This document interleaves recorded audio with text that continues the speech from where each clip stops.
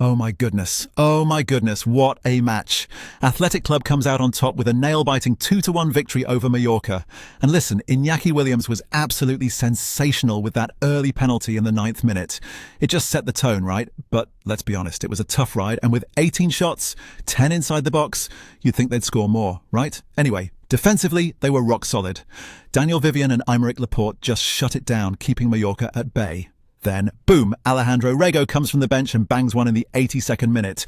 But here's the thing, folks. Mallorca didn't make it easy. So, what do you guys think? Was Athletic's defense the key factor, or did Mallorca's strategy falter? Smash that subscribe button and let's dissect this together. All right, folks, let's dive straight into Iñaki Williams and the sparks he set off right from the get-go. I mean, can we talk about composure under pressure? After a tough start for Mallorca, Williams confidently slotted a penalty in the 9th minute. Absolutely clinical. It was like a psychological sledgehammer to Mallorca's plans, forcing them to rethink strategies almost immediately. Now here's the thing, Williams wasn't just a one-hit wonder out there. His presence was a persistent threat, constantly probing Mallorca's defensive weaknesses. His pace, his intelligence on the ball, you name it, it was all there, causing defensive headaches that just didn't seem to end.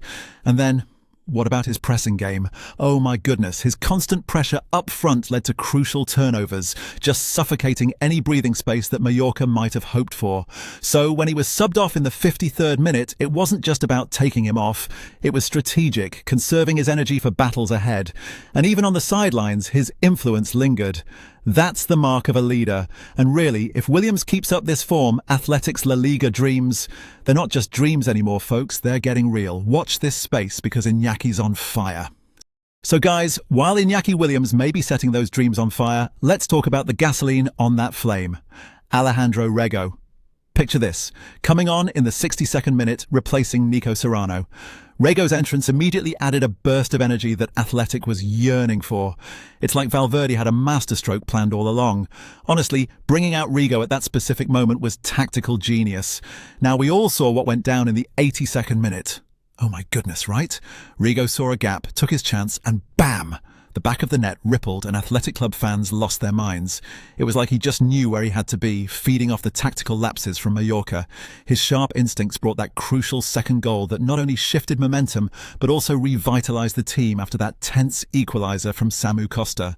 The goal was a testament to Rego's growing influence. It's exactly what you want from your squad depth. That punch off the bench, altering the game's complexion decisively. This performance might just carve out more minutes for Rego in upcoming games, showing how essential youthful depth can be in a demanding league like La Liga, where every single point could make or break a season.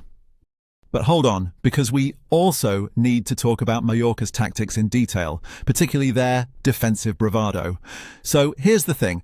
Starting with Johan Mojica and Pablo Maffeo, they came out swinging in that backline. You know, they were essential in maintaining a solid, resilient shape against Athletic's relentless attacks. Although, let's be fair, it didn't always hold up. This defensive duo was all about resilience, interceptions, tackles and duels. They pretty much had it all. But man, Athletic's early penalty really threw a spanner in the works, right? Coach Jagoba Arasat was forced to rethink, and you could see their efforts to adapt post-penalty, with Samu Costa stepping up as a pivotal player. Costa, well, he wasn't just about that crucial goal in the 77th minute. The man was covering ground, linking up play. He basically was the heartbeat whenever Mallorca tried to shift the momentum. And let's not forget the substitutions like Mateo Joseph and Javi Labres, meant to spark some offensive creativity. But despite these changes, sometimes it just doesn't pan out as you'd hope, with struggles in final third execution. It's clear their tactics showed promise, yet lacked the finishing touch to fully turn the tide in their favour. So here's the thing. Managing tactical fouls and cards was key in this match, and it was a real chess game of discipline for both teams. Athletic Club, wow, they were all about being aggressive, racking up 4 yellow cards, so it really felt like they were playing on the edge. You know? Guys like Aymeric Laporte and Jesus Arezzo knew their fouls had to be timed perfectly to rattle Mallorca's flow, and to be honest, it mostly worked. But listen, while aggression helps, it's a thin line before it turns risky, right?